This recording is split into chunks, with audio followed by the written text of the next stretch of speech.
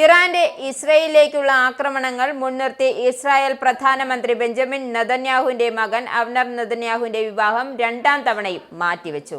ഇസ്രയേലിനുണ്ടായ നാശനഷ്ടങ്ങളിലും ദുഃഖങ്ങളിലും നിന്നും തന്റെ കുടുംബത്തിനു പോലും ഒഴിവില്ല എന്ന് വ്യാഴാഴ്ച ഇറാനിയൻ മിസൈൽ ആക്രമണമുണ്ടായ സൊറോക്കോ ആശുപത്രി നെതന്യാഹു പറഞ്ഞു.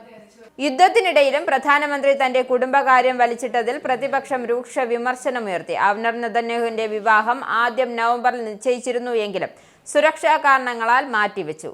പിന്നീട് ഇറാന്റെ ആക്രമണങ്ങളെ തുടർന്ന് തിങ്കളാഴ്ച നടക്കേണ്ട വിവാഹം മാറ്റിവെക്കുകയായിരുന്നു.